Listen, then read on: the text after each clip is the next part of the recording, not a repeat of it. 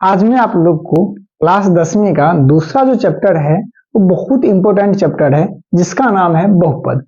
उस बहुपद के बारे में पढ़ाने वाला हूं। सबसे पहले ये बहुपद आया कहां से, पहले इसके बारे में जान लें। एक पृष्ठभूमि जान लेते हैं आज हम लोग को क्या सब पढ़ना है। सबसे पहले बहुपद, तो एक गणित का चैप्टर आता है बीज गणित। बीज गणित का ही पार्ट क्या है, तो बहुपद है। तो बीज गणित के बारे में जान लेंगे। फिर व्यंजन क्या होता है, व्यंजक क्या होता है। व्यंजक यानी कि एक्सप्रेशन, कौन सा, तो अलजेब्रा पढ़ रहे हैं तो अल्जेब्रिक एक्सप्रेशन क्या होता है। फिर उसके बाद जो टॉपिक पढ़ने वाले हैं बहुपद, अब बहुपद क्या होता है ये जान लेंगे। फिर बहुपद का प्रकार क्या होता है, प्रकार यानी कि बहुपद के प्रकार जो होते हैं, चर के आधार पर बहुपद, घात के आधार पर बहुपद और पद के आधार पर बहुपद। ये पृष्ठभूमि है, इन सबको हम लोग आगे जानेंगे। सबसे पहले बीज गणित जानते हैं। बीज गणित चर और अचर को मैथमेटिकली ऑपरेशन यानी कि प्लस माइनस गुणा और भाग के जरिए प्रदर्शित करना ही क्या कहलाता है, बीज गणित कहलाता है। अब एक चीज समझ गए, यहां चर और अचर क्या होता है, पहले वो चीज जान लेते हैं। अभी बोले थे चर क्या होता है और अचर क्या। ये चर के आधार पे, ये चर क्या होता है, जिसका वैल्यू वेरिएशन करे। वेरिएशन करने का अर्थ तो वैल्यू फिक्स ना हो, जैसे एक्स वाई जेड, जितने सारे अल्फाबेट हैं वो और कोई सिंबल है, इनका वैल्यू कोई फिक्स नहीं होगा। कौन सा वैल्यू नहीं फिक्स होगा, तो संख्यात्मक मान यानी कि न्यूमेरिकल वैल्यू फिक्स नहीं होगा, तो वो क्या कहलाएंगे, चर कहलाएंगे। आप एक समझ गए, चर हम उसे कह सकते हैं जिसका संख्यात्मक मान फिक्स ना हो, वो चर कहलाएंगे। अब हम आपसे पूछ लिए तो बताइए एक्स का वैल्यू, तो एक भी कह सकते हैं, दो भी कह सकते हैं, तीन भी कह सकते हैं, चार भी कह सकते हैं। अब जो इक्वेशन होगा उसके आधार पर एक्स का वैल्यू वेरिएशन करेगा। अब आप समझ गए ना चर क्या होता है। अब इसी में एक पद आता है अचर, एक टर्म जो आता है अचर, इसके बारे में जान ले। अचर अब क्या होगा, देखिए जिसका वैल्यू फिक्स हो, यानी कि जितने सारे संख्याएं हैं, कौन सा संख्या, तो वास्तविक नंबर, जितने सारे संख्याएं हैं वो बिलोंग्स टू रियल नंबर, वास्तविक संख्या को बिलोंग करता है, वो क्या कहलाएगा, अचर कहलाएगा। अब आपको तो दिक्कत होगा, ये अचर हम किस किस को मान ले, तो रियल नंबर के सेट में जितने सारे संख्याएं हैं, माइनस का √3, 5, 4, 3, 9, 1/2, फ्रैक्शन में जितने सारे संख्याएं हैं सब क्या कहलाएंगे, अचर कहलाएंगे। तो दो चीज हम लोग क्लियर कर लिए। बीज गणित क्या होता है, चर और अचर को प्लस माइनस गुणा और भाग के जरिए प्रदर्शित करना ही बीज गणित कहलाता है। और बीज गणित यानी कि व्यंजन कहलाता है, सॉरी व्यंजन कहलाता है वो। और व्यंजन का ही एक पार्ट होता है बहुपद। अब व्यंजन का एक्सप्रेशन, पहले इसका एग्जाम्पल देख ले। व्यंजन यानी कि 2x² प्लस का 7x माइनस का 9y का पावर -10। अब यहां आप एक चीज समझ गए होंगे, ये सारी जो संख्याएं हैं, यहां लिखा हुआ है जो है संख्याएं, यहां लिखा हुआ है संख्याएं, ये क्या कहलाएंगे, व्यंजक कहलाएंगे, व्यंजक। इसमें देखिए वेरिएबल x है, y, दो तरह के वेरिएबल है, एक x दिख रहा है और एक क्या दिख रहा है, y दिख रहा है। तो दो तरह के जो वेरिएबल है, और x का एक जगह पावर कितना है, 2 है, एक जगह x का पावर यानी कि पावर कहने का अर्थ घात, यानी कि यहाँ 1 है, और यहाँ y जो है दूसरा वेरिएबल, उसका पावर कितना है, तो माइनस में है। दूसरा एक एग्जांपल देख लीजिए, 7t का पावर 2/3 प्लस 9 q का पावर -8। अब समझिए, तो आप यहां देख लिए व्यंजक में पावर होल नंबर भी होगा, निगेटिव भी होगा, फ्रैक्शन भी होगा, फ्रैक्शन भी होगा, ये सारे हो सकते हैं। किसका पावर, तो चर का पावर। लेकिन जब हम बहुपद अगर बढ़ेंगे तो बहुपद में जितने सारे बहुपद होंगे वे व्यंजक होंगे, लेकिन व्यंजक सारे बहुपद नहीं होंगे। जैसे समझिए, यहां लिख लिए 2x² प्लस का 9x। अब यहां देखिए, यहां चर x और x है, एक चर का पावर 2 है, तो यहाँ जो चर होंगे ना बहुपद में जो चर होंगे उसका पावर हमेशा क्या होगा, होल नंबर को बिलोंग करेगा, यानी कि पूर्ण संख्याओं को बिलोंग करेगा, पूर्ण संख्या को बिलोंग करेगा। इसका अर्थ ये हुआ जो बहुपद में जो सब चर होंगे उसका पावर फ्रैक्शन नहीं हो सकता, नहीं निगेटिव हो सकता है, फ्रैक्शन भी नहीं होगा और नहीं निगेटिव होगा। ये चीज ध्यान रखिएगा, जब भी फ्रैक्शन निगेटिव में आ गया, अब आप समझिए जो ये एग्जांपल लिखे हैं यहाँ वेरिएबल यानी कि चर का पावर माइनस है, तो ये बहुपद कहलाएगा, ये बहुपद नहीं कहलाएंगे। यहाँ फ्रैक्शन में है और माइनस में, तब भी ये बहुपद नहीं कहलाएंगे। अब आप समझ गए। तो अब फिर एक बार आप कह सकते हैं जितने सारे बहुपद हैं वे व्यंजक होंगे, लेकिन व्यंजक सारे बहुपद नहीं होंगे। अब आइए तो बहुपद के प्रकार पहले समझते हैं। बहुपद के प्रकार, तो बहुपद यानी कि एक पहले समझ लीजिए टर्म क्या होता है, यानी कि पद क्या होता है। तो हम लोग टर्म के बारे में जानना चाहते हैं पहले। अब समझिए टर्म जो होगा वो पद, अब पद जो होंगे जैसे चर और अचर को प्लस माइनस के द्वारा अगर सेपरेट कर दे तो वो क्या कहलाएंगे, एक पद कहलाएंगे। जैसे समझिए 2x माइनस का 9y माइनस का xy। अब यहां समझिए 2x है, ये एक पद है क्योंकि इसके साथ सेपरेट है, और ये भी एक पद है और ये भी एक पद है, तो यहां हो जाएंगे इस अलजेब्रिक एक्सप्रेशन में 1 2 3 कितने हो जाएंगे, पद हो जाएंगे। हमने कहा पद को प्लस या माइनस के द्वारा सेपरेट करते हैं जिसमें चर और अचर होता है। अब आप समझिए सजातीय पद एक क्या होते हैं, पद में एक और चीज आता है सजातीय, यानी कि लाइक टर्म क्या होता है, सजातीय पद क्या होते हैं, लाइक टर्म वह पद कहलाएंगे जिनमें वेरिएबल का घात और वेरिएबल समान हो। जैसे 2x लिख लिए, 2x का पावर 2 लिख लिए, 9x लिख लिए और 7x स्क्वायर लिख लिए। अब ये आप समझिए पहले 2x का पावर 1 है और 2x का पावर यहां कितना है, 2 है। यहां चर तो सेम है लेकिन घात क्या है, डिफरेंट है, ये सजातीय पद नहीं कहलाएंगे। अगर चर, अब समझिए चर और घात दोनों समान हो, चर और घात दोनों समान हो तो क्या कहलाएगा, सजातीय पद कहलाएगा। कब कहलाएगा, जब चर और घात समान हो तो सजातीय पद कहलाएंगे। अब चल समझिए, हम आपसे पूछ लिए ये चार जो लिखे हुए हैं पद, उसमें सजातीय पद कौन किसके साथ होगा, तो 2x का पावर 1 है और यहाँ 9x का पावर यहाँ 1 है, ये सजातीय। यहाँ चर जो है x, यहाँ भी चर x है, इनका घात भी एक है, यहाँ भी घात एक है, ये दोनों क्या कहलाएंगे, लाइक टर्म कहलाएंगे। और लाइक टर्म क्या हो जाता है, जुड़ जाता है, तो 2x प्लस का 9x, तो संख्याओं को जोड़ लीजिए, 9 और 2 कितने हो जाएंगे, 11, इसका वैल्यू आ जाएगा 11x। अब आप समझ गए। अब आइए यहां भी ये जो 7x स्क्वायर है और 2x स्क्वायर है, यहां भी चर x है, यहां भी चर x है, और यहां भी घात 2 है और यहां भी घात क्या है, 2 है। घात कहने का अर्थ पावर, संख्या उसके ऊपर कितना लिखा गया है, ये दोनों क्या है, सजातीय पद है, और 7 और 2 9 हो जाएंगे, ये जो आ जाएंगे इनका 9x स्क्वायर। अब आप समझ गए ना सजातीय पद क्या होते हैं। इसी तरह से एक और चीज आता है विजातीय पद, कौन सा, तो विजातीय पद।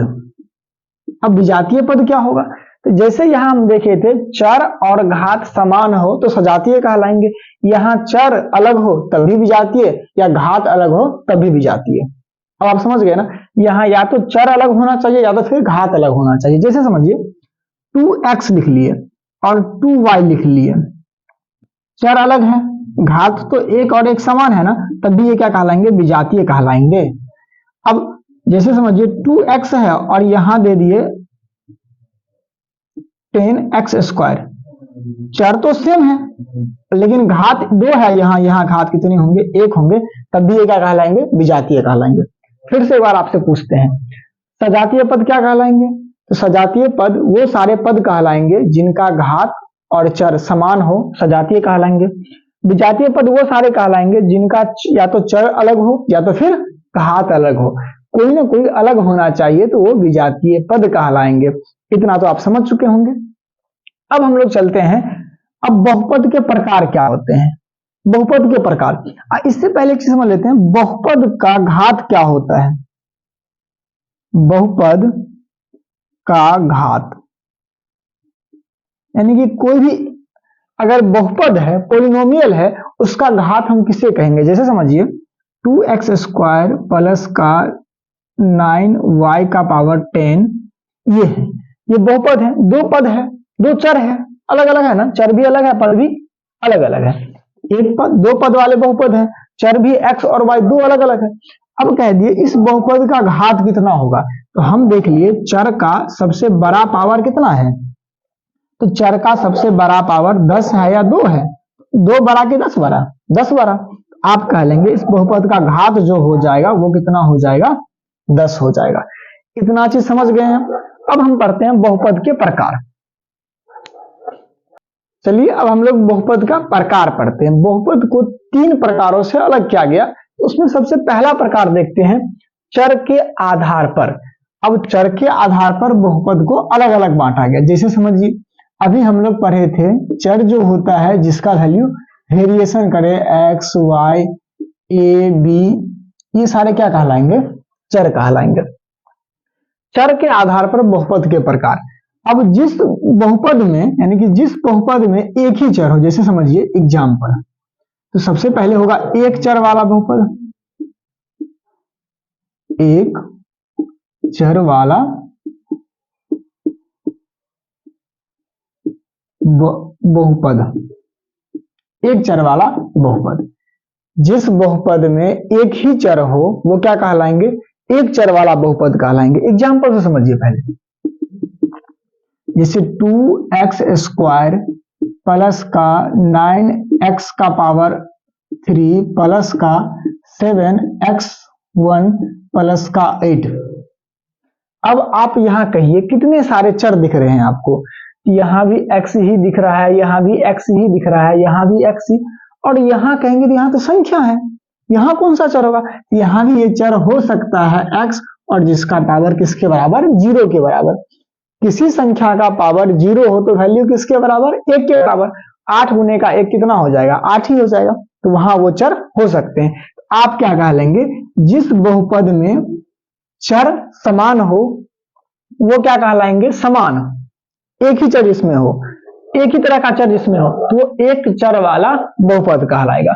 अब इसी आधार पर दो चर वाले बहुपद, दो चर वाला क्या कहलाएगा, बहुपद। ये तो समझ गए, इसमें एक चर था। अब एक ऐसा बहुपद जिसमें दो चर हो वो क्या कहलाएंगे, दो चर वाले बहुपद। एग्जाम्पल से देखिए, यहां आई कह रहा है 2x² प्लस का 18y का पावर 2 प्लस का 17x का पावर 10 प्लस का 9y का पावर 5 माइनस का 6x का पावर 6 ले लीजिए। अब आप समझिएगा यहां तो बहुपद के तो घात अलग अलग दिख रहे हैं, एक जगह 2, 2, फिर 10, फिर 5, फिर 6। अगर हम बहुपद के घात पूछेंगे तब ना देखिएगा, जो चर का सबसे बड़ा घात किस में है, तो कह दीजिएगा यहाँ चर का सबसे बड़ा घात दिख रहा है x में, वो कितना है, 10 है, इस बहुपद का घात 10 हो जाएंगे। लेकिन हम तो वो नहीं पूछे आपसे, हम क्या पूछ लिए, तो दो चर वाला बहुपद में इसमें कितने सारे पद दिख रहे हैं आपको, सॉरी पद नहीं दिख रहे, कितने सारे चर दिख रहे हैं। तो चर जो दिख रहे हैं यहाँ x, y, फिर x, y, फिर x, आप देख रहे हैं दो ही तरह का दिख रहा है, एक x दिख रहा है और एक क्या दिख रहा है, y दिख रहा है। ये कितने वाले चर कहलाएंगे, तो दो चर वाला बहुपद कहलाएगा। इसी तरह से होता है तीन चर वाले बहुपद, तीन चर वाला बहुपद, जिस बहुपद में तीन तरह के चर हो, तीन तरह के चर। जैसे फिर समझिए यहां एग्जाम्पल में 18x² प्लस का 7y प्लस का 9z, यहां कितने चर दिख रहे हैं, तो एक्स वाई और जेड, तीन तरह के चर दिख रहे हैं। ये कितने हो जाएंगे? तीन चर वाला बहुपद। कभी दिखने के लिए मिल जाएगा चार चर वाला, पांच चर वाला, उसमें पांच ठो चर होंगे, छह चर में छह चर होंगे, सात चर में, इतना ही हमको देखना है। इसके बाद जितना चर की संख्या बढ़ जाएंगी उतना चर वाला बहुपद हो जाएगा। नाम लिखना भी आसान, जितना चर उतना चर वाला बहुपद। अब आते हैं दूसरा, इसका प्रकार पढ़ते हैं। दूसरा टाइप पढ़ने वाले हैं, चर के आधार पे पढ़ लिए थे, अब घात के आधार पर बहुपद का प्रकार। जैसे समझिए, जिस बहुपद में चर का घात कितना हो, एक हो, तो वो कौन सा कहलाएगा? रैखिक बहुपद। कौन सा बहुपद? रैखिक बहुपद।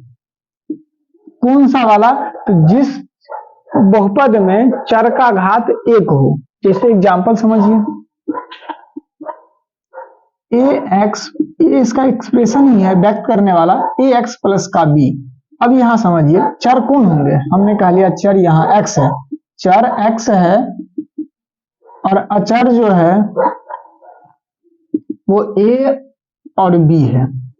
एक दूसरा देख लीजिए, 3y प्लस का 7, यहां चर कौन होगा? y होगा।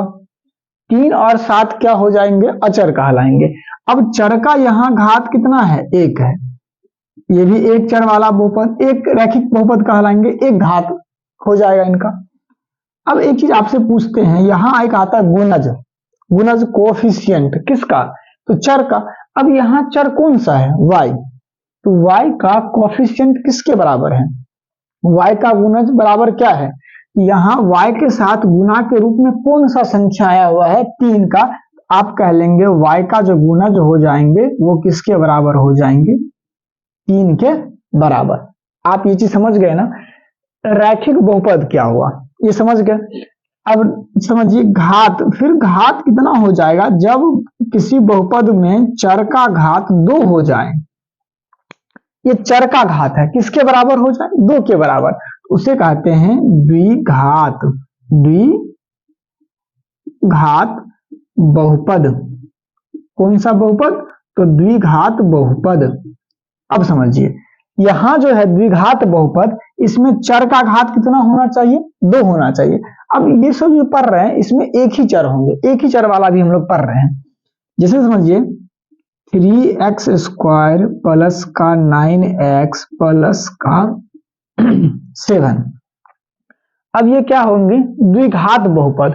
अब द्विघात बहुपद में जहां चर का घात मैक्सिमम 2 है, वहां जो इनके कोएफिशिएंट हैं वो 0 के बराबर नहीं होना चाहिए।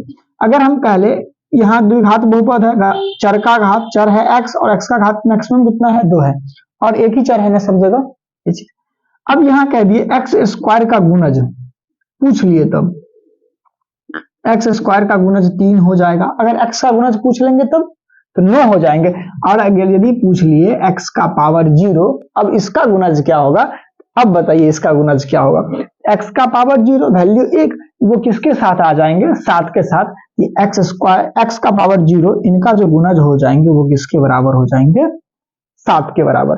तो दो चीजें यहां हम लोग पढ़े, घात के आधार पर एक घात वाला बहुपद यानी कि रैखिक बहुपद जिसमें चर का घात कितना होगा? 1 होगा। अब द्विघात वाला बहुपद जिसमें चर का घात कितना होगा? 2 होगा, वो द्विघात बहुपद कहलाएगा। और ये चीज समझ लिए थे। अब आते हैं इसी का 3 घात वाला बहुपद पढ़ते हैं। घात वाला बहुपद पढ़ेंगे। देखिए त्रिघात यानी कि घात कितना हो?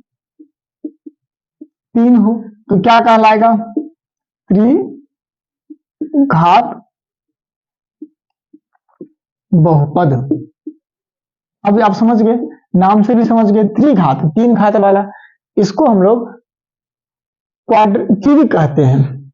समझ गए, क्यूबिक पोलिनोमियल। अब यहां समझिए, इसका एक एग्जांपल पहले समझाते हैं। 3x का क्यूब प्लस का 7x² प्लस का 9x और माइनस का 10, यहां जो है एक ही चर है। अब उस चर का सबसे मैक्सिमम घात कितना है? तो मैक्सिमम घात चर का 3 है, ये बहुपद का मैक्सिमम घात ही उसका 3 है, तो वो त्रिघात बहुपद कहलाएंगे।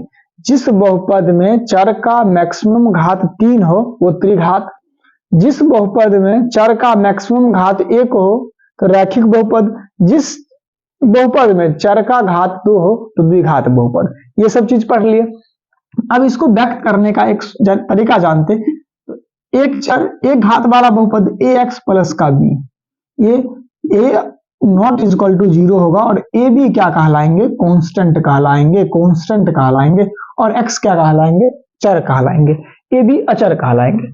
अब द्विघात बहुपद को व्यक्त करने के लिए ए एक्स स्क्वायर प्लस का बी एक्स प्लस का सी, ए बी सी क्या कहलाएगा, कांस्टेंट यानी कि अचर कहलाएगा, ए बी और कोमा सी ये क्या कहलाएंगे, अचर कहलाएंगे।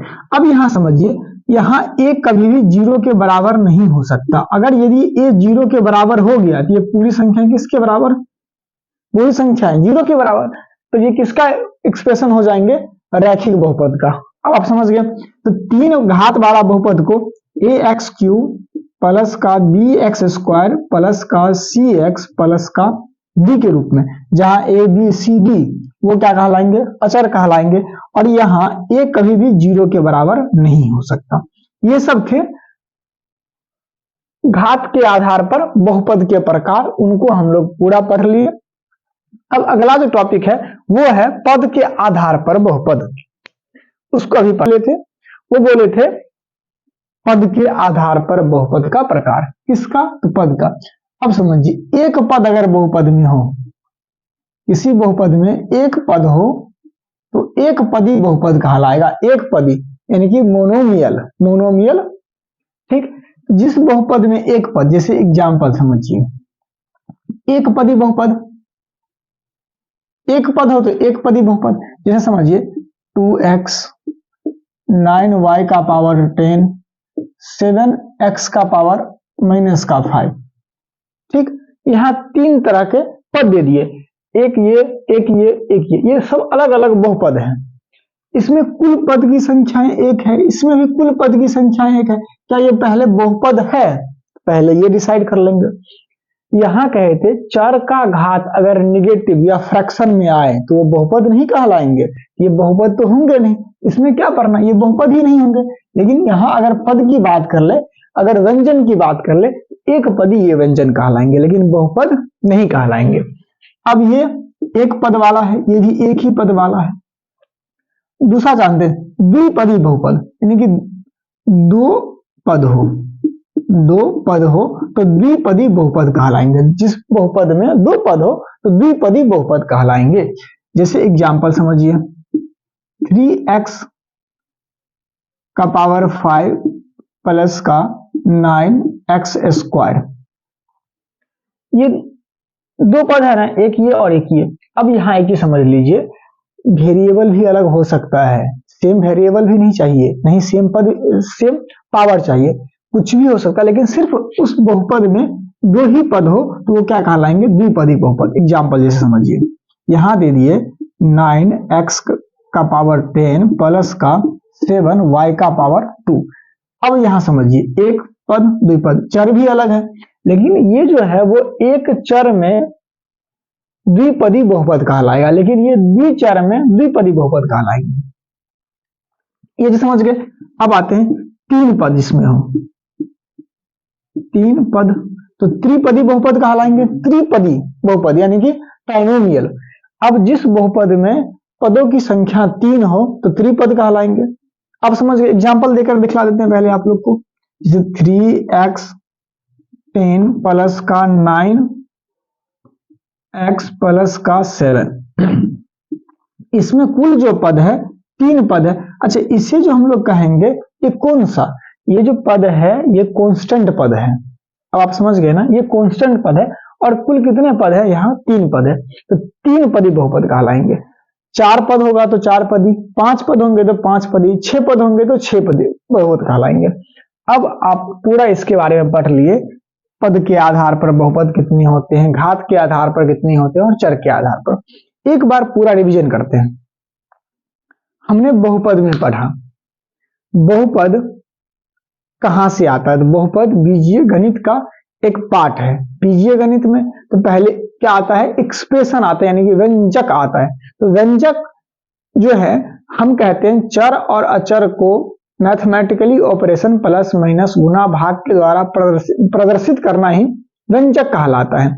अब व्यंजक में चर का घात निगेटिव भी हो सकता है, पॉजिटिव भी हो सकता है और फ्रैक्शन भी हो सकता है, लेकिन बहुपद में चर का घात हमेशा क्या होंगे, पॉजिटिव होंगे और नॉन फ्रैक्शनेबल होंगे, यानी कि फ्रैक्शन वहां नहीं होंगे, भिन्न नहीं होंगे वहां, यानी कि वो बिलोंग्स करेगा होल नंबर में, यानी कि पूर्ण संख्याओं में। फिर पढ़े तो चर क्या होता है और अचर क्या होता है। तो चर वो होंगे जिनका वैल्यू फिक्स हो, अचर वो होंगे जिनका वैल्यू कांस्टेंट हो। जितने भी सारी संख्याएं हैं वो क्या कहलाएंगे, अचर कहलाएंगे।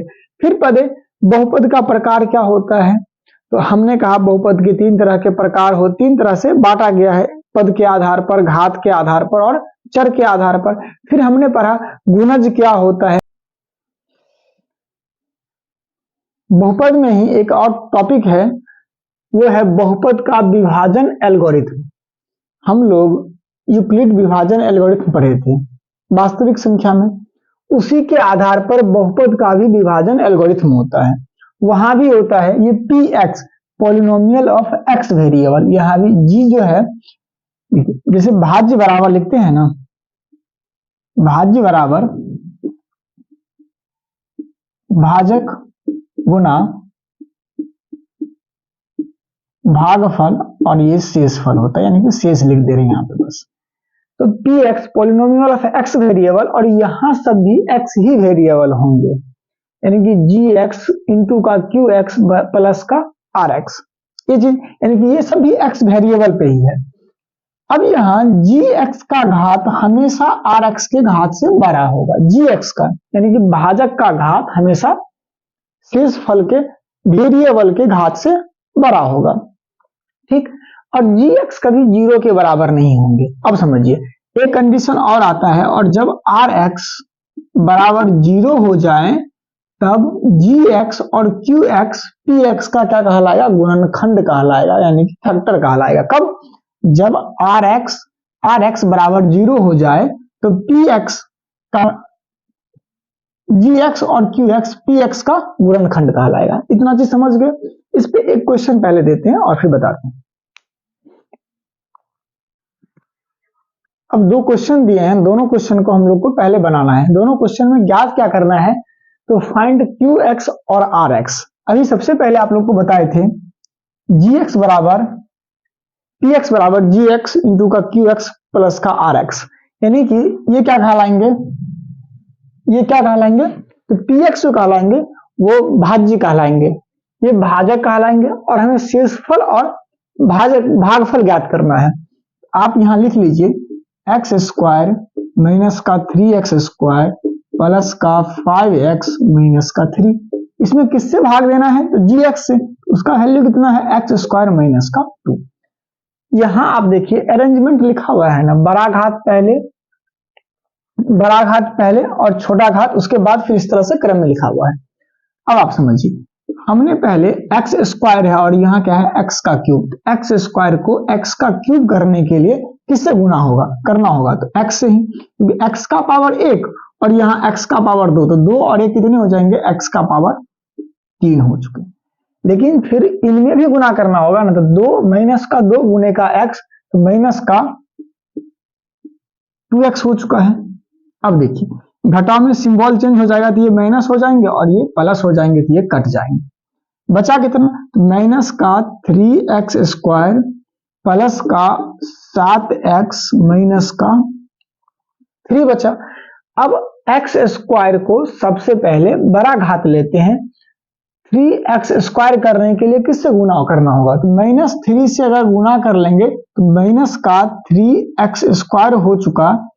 फिर आप समझिए -3 को तो 2 से भी गुना करना होगा ना, तो -3 गुने का -2 बराबर क्या हो जाएंगे, माइनस माइनस प्लस प्लस का 6 हो जाएंगे। ये सिंबल चेंज प्लस, अब यहाँ भी माइनस, ये कट जाएंगे। यहाँ आ चुका 7x और 6 3 9, यानी कि 9। अब आपसे क्या पूछ लिया था, QX, तो QX ये हो गया और RX क्या हो चुका है, ये। वैल्यू निकाल लिए। लिख लीजिए, पहले चेक कर लीजिए। आर एक्स का पावर 1 है और यहाँ जी एक्स का पावर 2 है, छोटा है ना पावर, तो ये सही आ गया ना। दूसरा क्वेश्चन देख लेते हैं अब।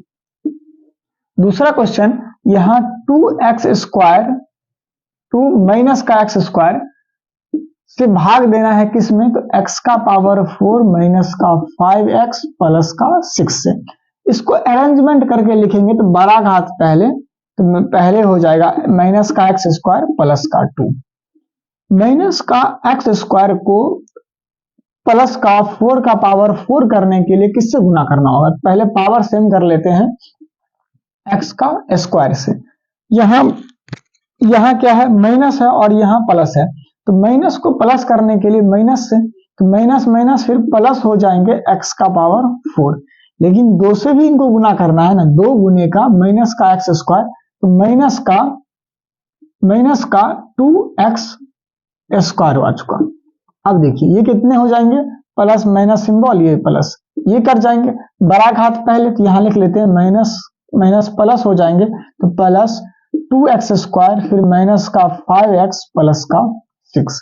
यहाँ माइनस का x² को प्लस 2x² करने के लिए -2 से अगर गुना कर लेंगे तो प्लस का 2x² हो जाएगा, और 2 गुने का -2, तो माइनस का कितना हो जाएगा, तो माइनस का 4 हो जाएगा। सिंबल चेंज, सिंबल घटाव करेंगे तो सिंबल चेंज हो जाएगा। यहाँ माइनस, यहाँ प्लस, ये 31, और यहाँ हो जाएंगे माइनस का 5x और प्लस का 10। क्या अब यहाँ इनका घात कितना है, छोटा है ना, इतना भी आप इसको लिख सकते हैं। सबका था उसे हम लोग पहले पढ़ लेते हैं। वो ये पॉइंट था द्विघात बहुपद क्या होते हैं। अब समझिए, द्विघात बहुपद को व्यक्त करने के लिए यूज किया जाता है ax² प्लस का bx प्लस का c। ये इसका सामान्य रूप है, जहां क्या होंगे, ये 0 के बराबर नहीं होगा, a b c अचर पद कहलाएंगे। अब यहां समझिए, हम आपसे एक चीज और पूछ लें, द्विघात समीकरण में मैक्सिमम पद कितने हो सकते हैं। मैक्सिमम घात तो आप समझ गए, जो द्विघात समीकरण है तो 2 घात मैक्सिमम होंगे, किसके, तो चर के होंगे, और एक ही चर हर जगह दिखेगा आपको, x तो x ही, y तो y, कोई सेम चर दिखेंगे। लेकिन अब हम आपसे पूछ लिए, द्विघात समीकरण में कुल कितने चर होंगे, मैक्सिमम, कुल मैक्सिमम 3 ही चर होंगे, और मिनिमम तो एक ही चर होंगे। वो कौन, मिनिमम अगर ये भी अगर होंगे तब भी द्विघात बहुपद कहलाएगा। कौन सा, तो जहां x का घात 2 हो, यानी कि चर का घात 2 हो, वो एक अकेला भी रहेगा तब भी द्विघात बहुपद कहलाएंगे। अब बात आता है शून्य का, किसका, तो शून्य का, किस में, तो द्विघात बहुपद में।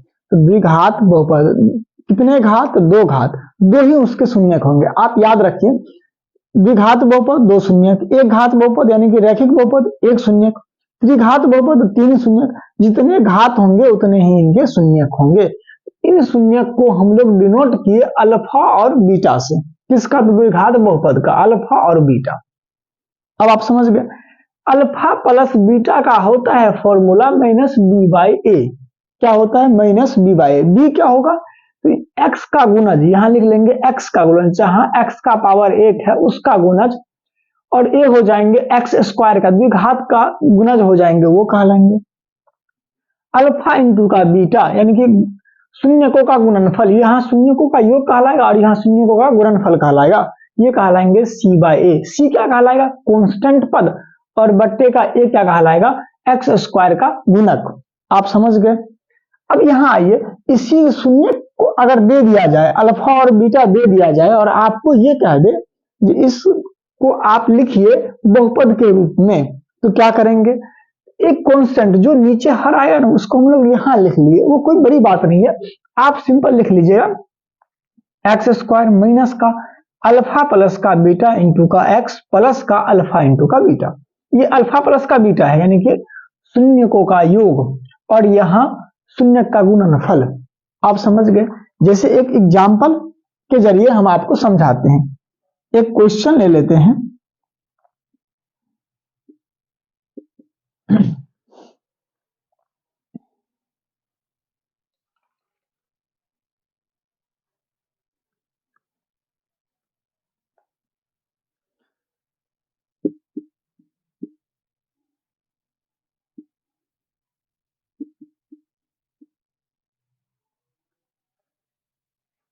अब हम लोग एक क्वेश्चन ले लिए, वहां है अल्फा √2 के बराबर बीटा 1/3 के बराबर। हमें क्या लिखना है? तो बहुपद लिखना है। कैसे लिखेंगे? अभी हमने जाना एक्स स्क्वायर लिखेंगे, ये अल्फा प्लस बीटा अगर कर लेंगे तो माइनस का √2 प्लस का 1/3। ओह, एक मिनट रुक जाते हैं पहले।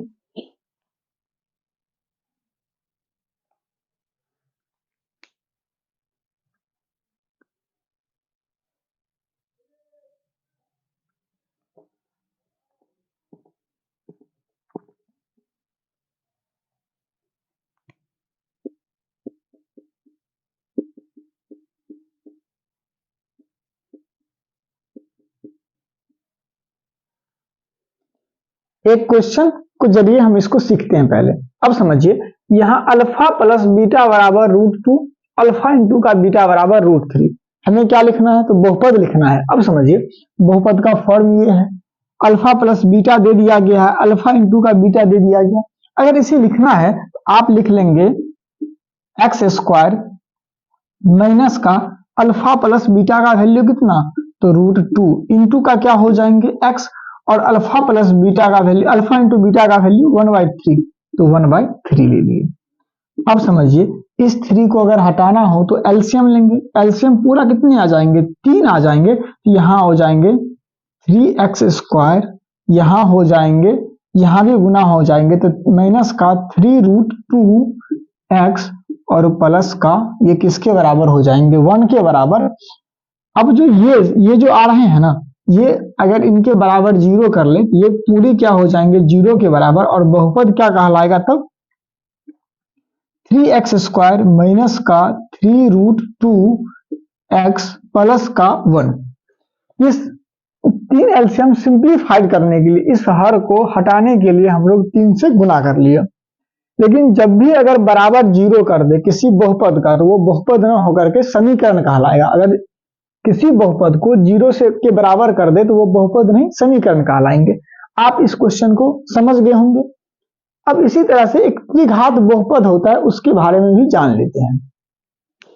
घात बहुपद के बारे में जानते हैं। जिस तरह से द्विघात बहुपद के बारे में जाने थे, उसी तरह से त्रिघात बहुपद के बारे में जानते हैं। त्रिघात बहुपद, जिस बहुपद में चर का घात मैक्सिमम कितना हो? तो 3 हो। लिखने का तरीका ax स्क्वायर, इसका ये व्यक्त करने का तरीका है ax का पावर q प्लस का bx स्क्वायर प्लस का cx प्लस का d। A b c d belongs to real number, ये समझ गए। A not equal to 0, a अगर 0 के बराबर हो गया तो द्विघात समीकरण हो जाएंगे।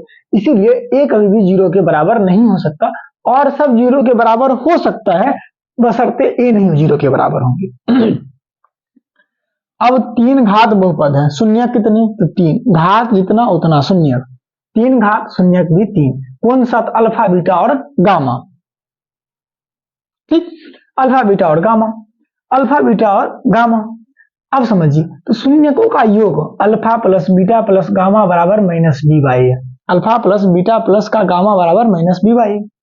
अब शून्यकों का गुणनफल यानी कि अल्फा प्लस बीटा, यानी कि क्रमागत शून्यकों का गुणनफल अल्फा बीटा, बीटा गामा और गामा अल्फा, किसके बराबर?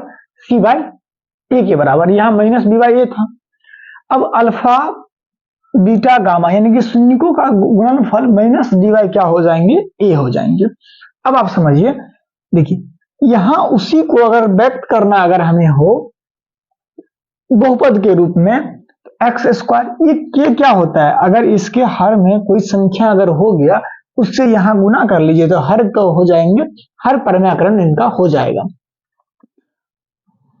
हर परिमाकरण नहीं, चलिए अगर के अगर यदि यहाँ यह है तो के इसलिए लिख लेते हैं, अगर हर में कोई संख्या है उसी संख्या से यहां गुना कर लेंगे तो हर हट जाएंगे। इसके लिए x का पावर q माइनस का अल्फा बीटा गामा इंटू का एक्स स्क्वायर प्लस का alpha beta beta gamma plus का गामा अल्फा इंटू का x और माइनस का अल्फा बीटा गामा, ये इनका क्या था? फॉर्म था। अब आप समझ गए ना, जब भी कभी अल्फा बीटा गामा दे दिया जाए तो आप इस तरह से इनका वैल्यू निकाल सकते हैं। आज के लिए इतना ही बहुपद में। अब हम लोग अगला जो चैप्टर पढ़ेंगे वो द्विघात समीकरण पढ़ेंगे। धन्यवाद।